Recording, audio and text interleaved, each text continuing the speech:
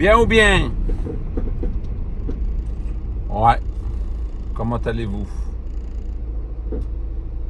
En fait, j'ai pas grand-chose à dire, je crois. J'avais juste envie de prendre de vos nouvelles. Comme ça fait un bail que je vous ai pas eu. Ah, ça fait un bail, ça fait pas une année comme la dernière fois, mais ça fait un petit moment. Le président tunisien est mort. Vous en pensez quoi? Bah, il est mort. À Dieu nous appartenons, à Dieu nous retournerons. Non, hein, ils peuvent pas le dire. Bon, c'est rare qu'ils le disent, mais généralement ils le mélangent avec du Allahu Akbar et du Allah Yarahmou. Et puis bon, on enfile cette petite phrase. Généralement, mais finalement, c'est la seule phrase qui compte. Inna Allah wa inna Allah raji'un. Inni lallah wa inni lallah raji'un. Ana lallah suppose. Chacun son langage après, chacun sa virgule. Allah Yarahmou, dirait-il. Allah Yarahmou de quoi? Il est mort. Son livre est bâclé, fini. Nada, fermé. Il est fermé, son livre. En disant Allah Yarahmou, tu vas rajouter quoi? Que Dieu lui fasse miséricorde. Tu peux toujours attendre. Toi, l'infime poussière que tu es, hein? Le minuscule petit proton que tu pourrais être, hein? Le petit atome des atomes, demandant au Seigneur des mondes, le miséricordieux dit miséricordieux, de lui faire miséricorde. S'il a envie de lui faire, il t'aurait pas attendu. Et qu'est-ce que tu veux faire à une personne qui est morte? Elle a eu toute une vie pour décider de son choix, pour choisir. Le libre arbitre, pas dans la causalité, mais le libre arbitre dans le fait de choisir, de vouloir se soumettre à Dieu ou pas, revenir à Dieu ou pas. Toute une vie elle a eu. Et elle est morte comme elle est morte, en ayant acquis ce qu'elle a acquis. Elle recevra son livre le jour du jugement, main droite ou main gauche, ça dépend. Bon, bien entendu, chez vous, vous avez la cour d'appel. Ah, vous êtes des oufs quand même. Hein? La cassation. La cassation n'arrête pas l'application de l'appel. Donc on va dire, on va se contenter de la cour d'appel. Parce que généralement, elle arrête l'application de la peine. Dieu te dit, va en enfer. Ah non, ummati. Qui c'est qui va dire ça, en tout cas, hein? Ton avocat. Ton intercédeur. Celui qui va intercéder en ta faveur. Finalement, on en a raconté, je crois, non? Ouais, ça me vient comme ça me prend. Ça défile dans la tête. J'avais envie, tiens. Hein? L'intercession. Il faut savoir que l'intercession n'existe pas. L'intercession, c'est chrétien à la base. Mais le terme intercéder en lui-même, c'est user de son influence, intervenir en faveur de. Un avocat va intercéder en faveur de son client auprès du juge. Il va faire une intercession. Il va user de son influence. Le juge a un dossier devant lui. Voilà. Et puis l'avocat, il va essayer de jouer de son influence, de son savoir. Voilà, juge des juges, il faut que ça soit comme ça, parce que c'est comme ça, parce que la loi elle dit ça, parce que c'est ci, parce que c'est ça. Voilà. Il va intervenir. Et donc si tu considères que Mohammed est intervenant dans le jugement du divin, c'est qu'il va venir une fois que tu arrives devant Dieu et qu'il va te défendre avant d'être jugé. Mais finalement non, parce que dans ton dogme, il va pas intervenir en pleine. Dans ton dogme, tu vas être jugé seul. Ton livre main droite, main gauche. Donc finalement, selon ce que je comprends, c'est qu'il va intervenir par la suite, une fois que Dieu aura rendu son jugement. En enfer, ton livre de la main gauche, en enfer, ton livre de la main droite, ton livre de la main droite, au paradis. Tiens, ton livre de la main gauche, en enfer. Bon, au paradis, s'il va au paradis, s'il a son livre dans la main droite, qui va au paradis, Et s'il veut qu'il foute de Mohammed ou de Moïse ou de n'importe quel intercesseur, rien. Mais s'il prend son livre de la main gauche, il va en enfer. Et donc c'est là où tu as la cour d'appel. À ce qu'ils disent les musulmans, ou les chrétiens, ou les juifs, parce que selon la religion, c'est en fonction de la religion que celle-ci aura un intercédeur, une personne qui va intercéder. Donc pour le coup, Mohammed pour les musulmans, Moïse, Jésus pour les Issa pour les chrétiens, et Moïse pour les juifs, qui vont intercéder en leur faveur. Donc une fois Dieu leur a rendu leur jugement, la première correctionnelle ou l'assise, la première cour d'instance, allez, tu vas en enfer. Donc tu vas voir l'autre qui va arriver, qui va dire non, Dieu, Mahoma. Bon après, faut lire le hadith, hein, ça va te faire marrer, c'est un truc de ouf. Ouais, quand il va aller dans Abraham, il va dire je peux rien faire. Il va aller voir Moussa, je peux rien faire pour toi. Tout le monde, il va courir il va courir de messager en messager, de prophète en prophète. Non, moi j'ai déjà eu mon signe, il m'a donné ci. Non, il m'a donné ça. Non, moi c'est bon, non, je peux rien faire pour toi, il m'a déjà donné, etc.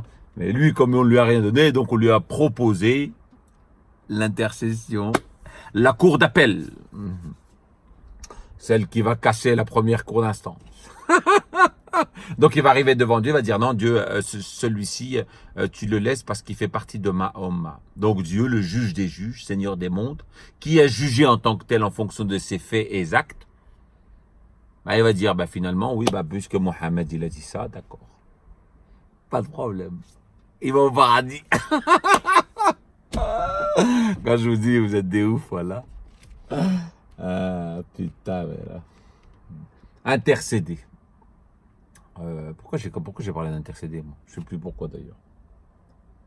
Ouais. Peut-être je vais me boire un coup. Des fois que ça me revienne. Bismillah.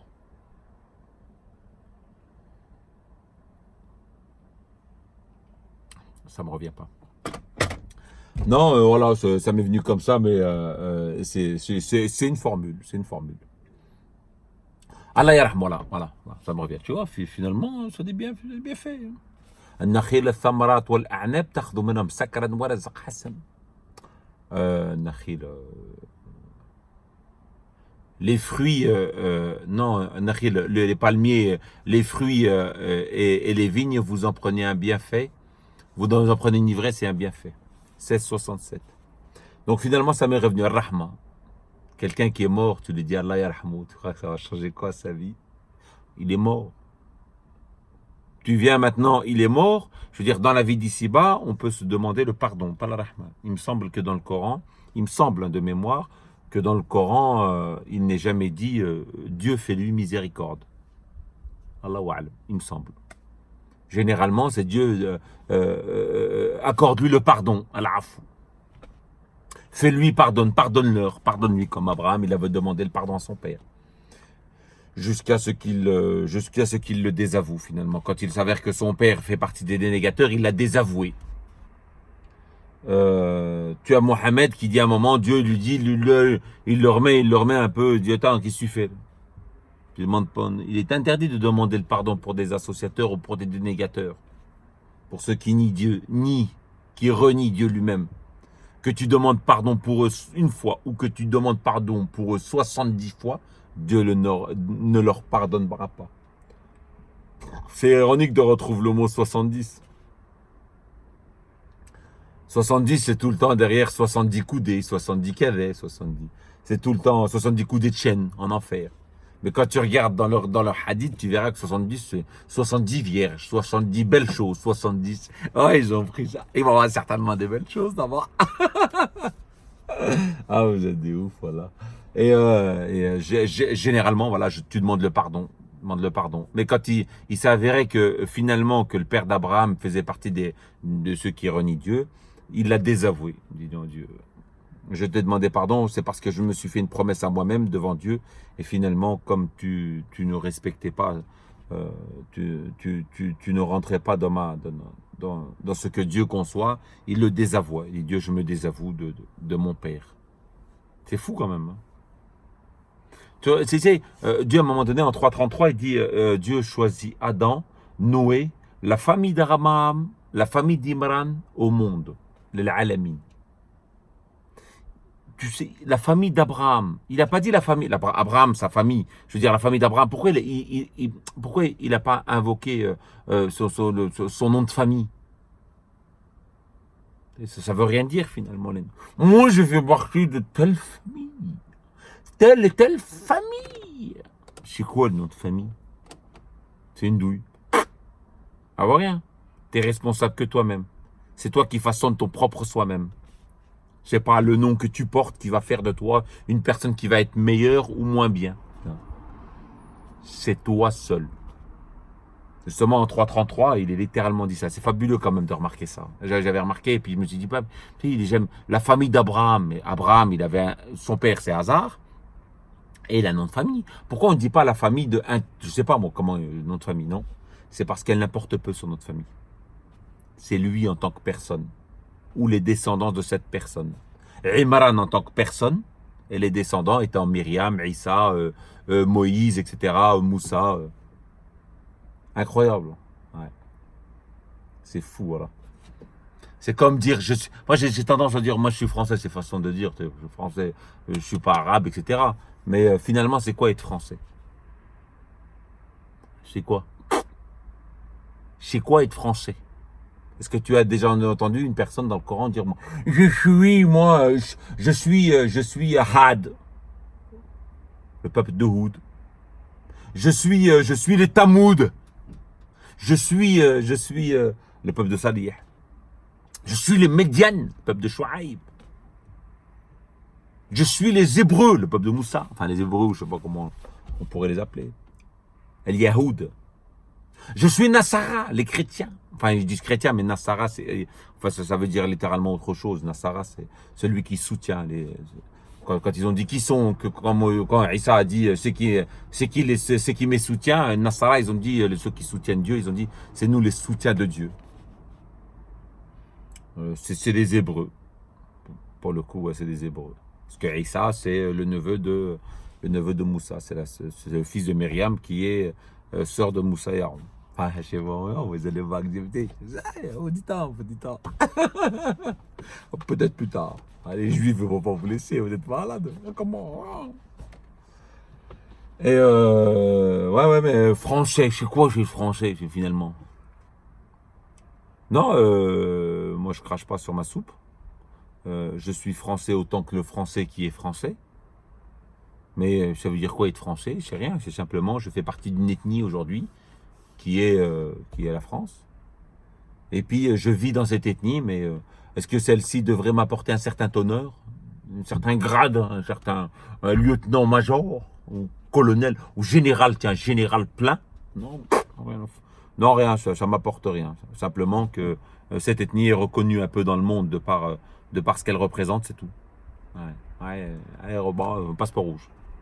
Oh non, ton passeport, oh, le vert là, ouais, le vert, le khadra, Inch'Allah khadra. Non, Inch'Allah firasak. Non, c'est que j'ai la grand-mère quand elle dit Inch'Allah pour toi les verts, elle dit Inch'Allah dans ta tête. Tu veux que je finisse où? Non, ce passeport vert, on fait rien avec, on fait rien, tu sors pas de ton pays. Personne t'accepte. Dans le monde, personne t'accepte. Vaut mieux avoir le rouge. Ah, le rouge, il représente. Ah, il est plus djinn, tu vois, il est plus feu sans fumée, une chaleur ardente. Non, mais Allah yarhamou. Mais qu'est-ce que ça veut dire, Allah yarhamou? Pourquoi tu demandes à un mort, Allah yarhamou? Tu demandes, je veux dire, quand dans la monde de la vie ici-bas, Dieu fais-lui ce que tu peux lui pardonner, fais-lui pardon, fais-lui miséricorde dans la vie d'ici-bas. Je ne sais pas si ça se dit, mais bon, tu peux le permettre. Il est vivant. Dieu, même si tu consultes tes parents et tout, Dieu, tu peux les aider s'il te plaît, pardonne-leur, etc. Faut être fort pour renier son père. Il l'a renié Abraham. Il l'a renié littéralement. Il l'a désavoué. Il y en a un d'entre vous qui peut le faire. Renier son père. Pas parce que... De renier son père, pas parce qu'il le maltraite. Non. Simplement parce qu'il ne suit pas la voie divine. Est-ce qu'il y en a un d'entre vous qui peut le faire? D'où le fait que Dieu prenne Abraham comme Khalil. Khalil, ce n'est pas Sahiba, hein. Khalil, je ne sais pas. je sais pas comment on pourrait traduire ce mot, mais on peut pas dire comme ami ou copain, parce que dans un verset, il est dit, Dieu, dans une sourate, il est dit, sourate 73 ou 74, je sais plus, il est dit, Dieu ne prend pas de sahiba, ne prend pas d'amis, ne prend pas de copains. Donc, mais est-ce que un d'entre vous pourrait le faire? Renier son père ou sa mère sous prétexte que celle-ci suive autre que la voie divine, ou suive autre que celle qui la conçoit. Ah, c'était énorme. Renier son père, c'est un truc de ouf. Enfin bon.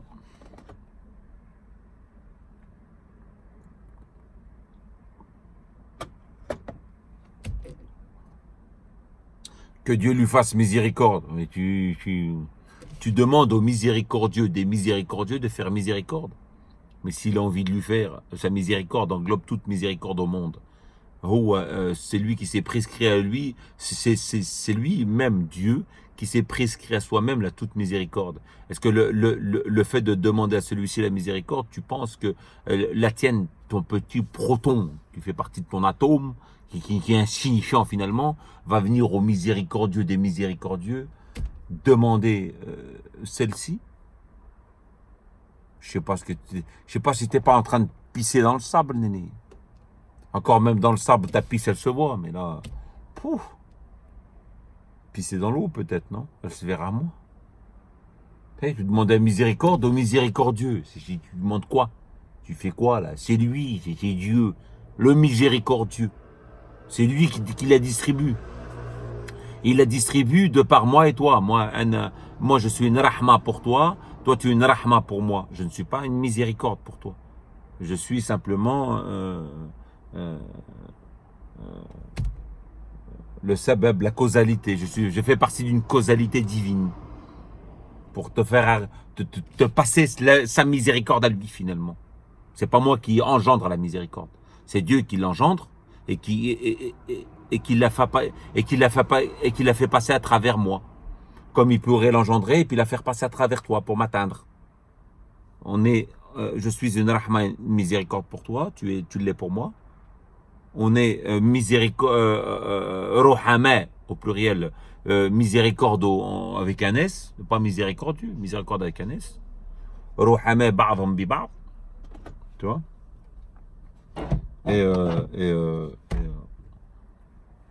On est rohama ba'dhum bi ba'd.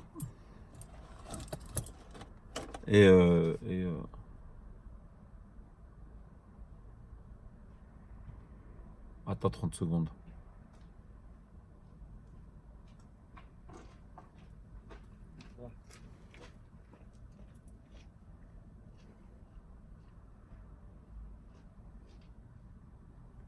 Il y a un petit du quartier de passer. On est rohamé, on est une miséricorde les uns envers les autres, mais de par la miséricorde qui nous traverse, qui simplement, on est simplement dans notre vie, on est simplement une causalité dans celle-ci. Et c'est pas nous qui l'engendrons. Donc finalement, Dieu fait lui miséricorde. Tu vas engendrer la miséricorde. Tu veux toi fabriquer cette miséricorde et la donner. Tu as oublié que tu es simplement la causalité. Non, tu n'as pas oublié, tu le sais pas. Tu le sais pas. Tu peux pas le concevoir. Tu peux pas. Tu n'es pas celui qui fabrique et celui qui la donne, c'est Dieu. Ar-Rahim, Ar-Rahman, l'utérus, mais je ne sais pas si vous avez un autre synonyme à part ça.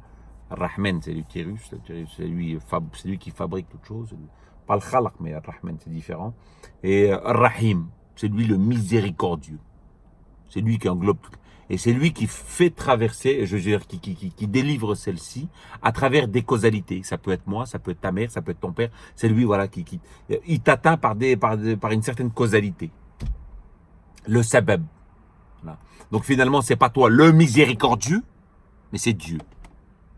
Donc si aujourd'hui je te fais miséricorde, c'est parce que Dieu l'a engendré et puis voilà, j'ai été la causalité de celle-ci. C'est facile à comprendre, mais il faudrait encore le... On n'est pas dans le même dogme. On est pas dans la même... Tu sais, moi j'ai un façonnement qui est coranique. Je veux dire, moi, je peux pas venir en plein milieu puis t'expliquer un truc en plein milieu. Tu peux pas le comprendre. Il faudrait commencer par le départ. Hein, tac, tac, tac, tac, tac, tac, tac, tac, tac, tac. Tu vois, des réflexions sur plein de choses. Puis à un moment donné, tu as la miséricorde. Pour accepter ce que je vais dire et pour comprendre ou pour atteindre ce que je vais dire, il faut déjà commencer par concevoir le divin, concevoir Dieu, accepter Dieu seul, aller le voir seul. Cherchez du mal. Cherchez. Comme la tushuroun. Pourquoi êtes-vous ensorcelés? C'est vrai, quand tu regardes le monde autour de toi, tu parles, putain, on a l'impression qu'ils sont hypnotisés. Hypnotisés, si, c'est le cas de le dire, hypnotisés. Tu leur parles de tout, tu peux parler de tout, mais quand tu parles de Dieu, ils sont là, ils sont hypnotisés. Ils n'y arrivent pas. Putain, mais on a l'impression, je sais pas, un voile. Putain, mais les gars, je suis en train de vous parler d'un truc logique. C'est noir sur blanc, hein, ils n'y arrivent pas. C'est pas possible. Ouais, c'est un truc de ouf. Enfin bon.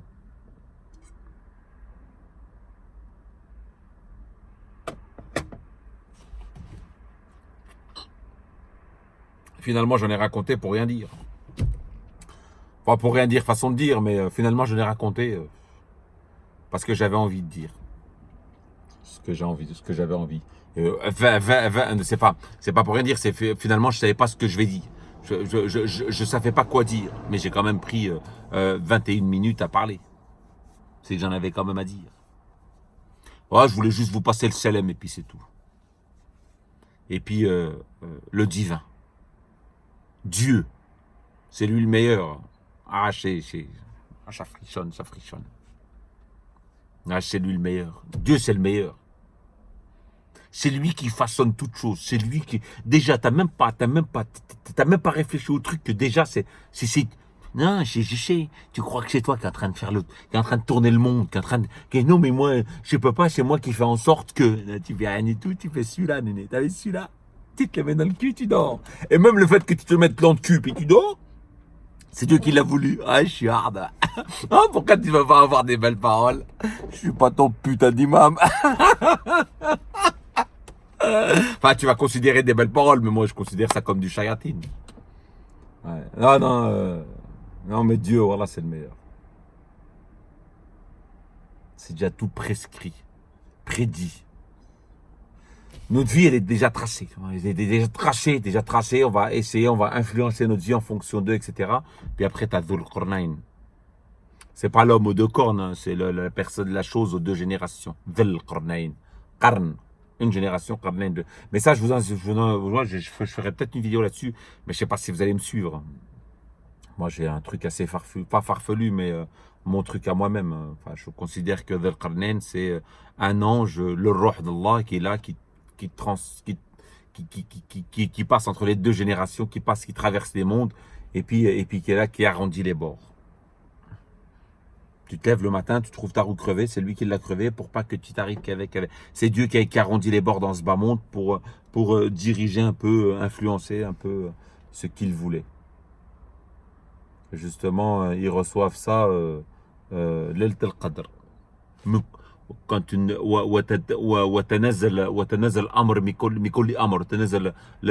nous avons fait descendre un ordre sur toute chose.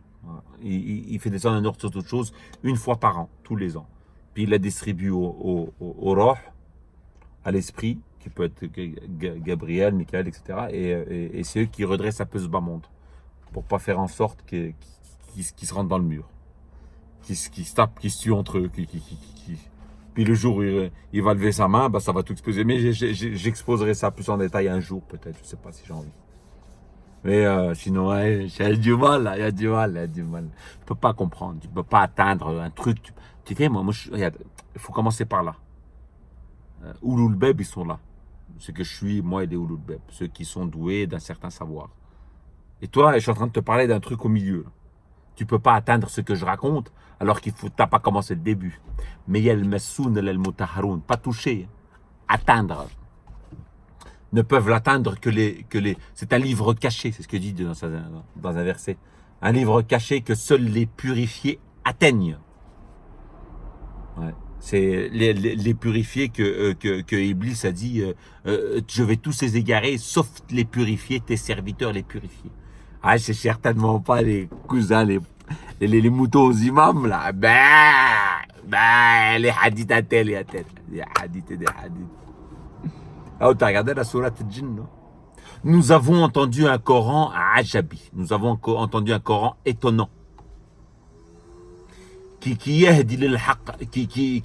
à la vérité. Ouais, il n'a pas dit un Coran, c'était hadith. Ah, non. Ah, t'as du mal, je sais. Bon, 25 minutes, allez, c'est bon, ça suffit. Tchuss.